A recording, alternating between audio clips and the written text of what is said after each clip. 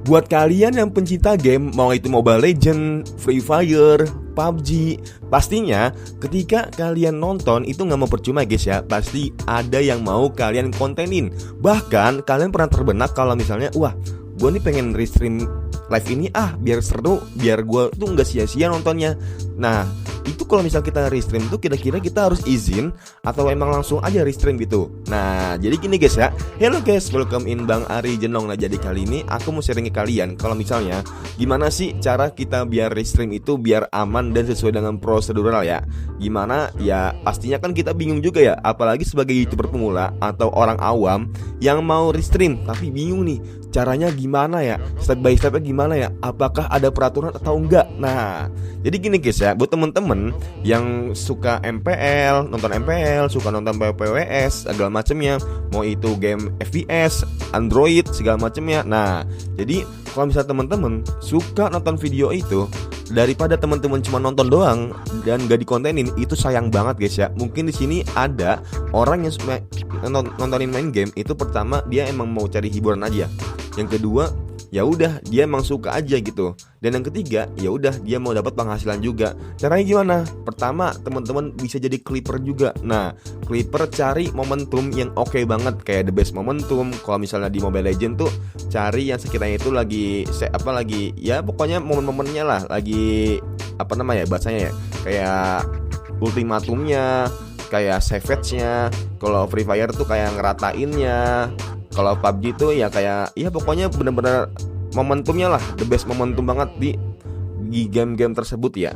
Nah kedua, teman-teman tuh bisa ngelakuin streaming, mau itu di TikTok, di YouTube dan lain-lain. Tapi sebisa mungkin secara prosedural teman-teman itu emang seharusnya itu izin ya, seharusnya ya izin ke pihak MPL ya. Cuman kalau misalnya di zaman sekarang sih, kalau kita lihat ya banyak kok orang-orang yang di mana mereka itu ya udah streaming aja gitu, kayak YouTuber kecil atau YouTuber pemula, mereka tuh ya udah streaming aja gitu. Padahal secara secara prosedural atau secara moral ya emang harus izin dulu, mau itu pihak lewat chat atau enggak apa. Cuman kan kalau misalnya kita masih kecil kan jarang ya digubris gitu ya sama orang yang udah gede ya. Apalagi saingan kita tuh banyak ya, kayak R7.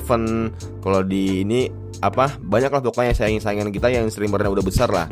Tapi ya nggak ada kemungkinan kalau misalnya teman-teman pembawaannya seru, menarik, ya pasti bisa sih untuk ke up ya.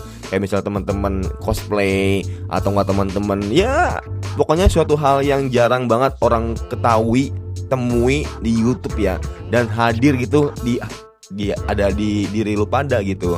Jadi makanya nggak ada kemungkinan kalau misalnya teman-teman mau live streaming di TikTok atau nggak di YouTube itu bakal rame juga. Bisa, tapi step by step, nggak langsung 1 tahun awal itu langsung rame, nggak. Tapi perlahan-lahan teman-teman harus ngerasain vibesnya streaming gimana, capeknya gimana. Dan pastinya teman-teman kan sering lihat ya kalau misalnya, ini enak banget nih, orang live streaming dapat duit, dapat saweran berjam-jam, tinggal duduk doang. Padahal nggak enak cuy, capek anjing.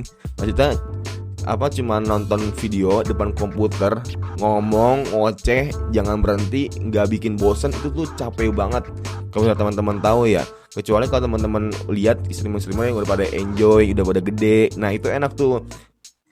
Komentar-komentar tuh udah banyak gitu, udah topiknya tuh udah ada. Tapi kalau misalnya masih kecil, komentarnya masih sepi, hening, yang nonton cuman 10, 20, itu juga cuman diem doang, gak ada komentar. Nah kita nyari topiknya tuh agak bingung gitu kan. Itu PR sebagai streamer pemula, emang berat sih. Tapi ya gak nutup kemungkinan pasti bisa kok kalau misalnya teman-teman mau nyobain ya. Makanya sebisa mungkin teman-teman kalau misalnya mau jadi streamer itu harus bisa ya nikmatin aja masa-masa pahitnya. Ketika teman-teman komentarnya sepi, nggak ada yang komen, tapi teman-teman harus bisa seakan-akan tuh yang nonton tuh ya 100, 200, 300. Bahkan gue pernah denger salah satu streamer bilang gini, kalau misalnya lu matokin view-nya doang, atau ketika lu lagi live streaming nih, lu cuma matokin ada kriteria, kalau misalnya lu harus semangat view-nya harus 1000, 2000. Kalau misalnya lu udah di bawah 1000 tuh udah bawahnya udah down banget. Nah itu lu malah yang ada bakal kena mental, yang ada lu malah nggak terlalu overhype gitu.